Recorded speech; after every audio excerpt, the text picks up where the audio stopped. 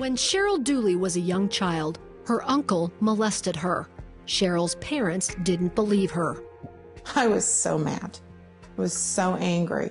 And I was more angry at my mother than I was my father because she did believe me at the front end. Cheryl never got over her anger, and as an adult, she turned to alcohol to numb her emotions. She eventually married but was never happy. I drank a lot. I was a very depressed person. I didn't have any joy, no joy at all. Her life changed for a while when she accepted Jesus Christ at a church service.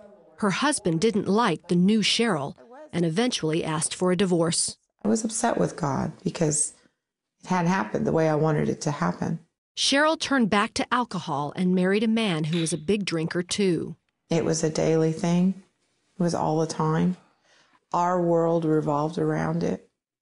It revolved around drinking. And often, when they were both drunk, they'd argue about everything. We would push each other around, you know. He would sometimes push me down. I would get right up in his face and just dare him. One night at a bar, Cheryl and her husband began fighting again. He wanted to go home, and I didn't. I was having fun. I wanted to continue partying. Her husband left. Cheryl went home with a girlfriend along with a few others. When the party continued in an outdoor hot tub, one of the men started hitting on Cheryl. And I just looked at him and I said, you know, you need to stay over there. I will stay here, you stay there. I'm married and I'm not interested. And I was pretty adamant that that's the way it was going to be. Eventually, everyone went to bed. The next thing Cheryl remembers is the man from the hot tub raping her. I thought I was at home and I was with my husband. And all of a sudden I reached up and I touched the top of this top of his head, and I knew instantly I was not with my husband. And I just took my hands and I just pushed him off of me. I mean, I literally flung him across the room and said, no. She went to the hospital and filed a police report.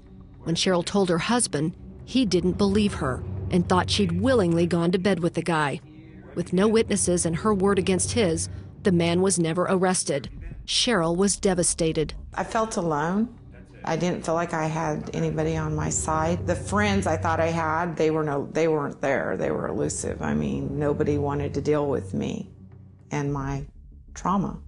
Cheryl began to realize her lifestyle needed to change. My own choices brought me to that tragic night, but it brought me to my knees.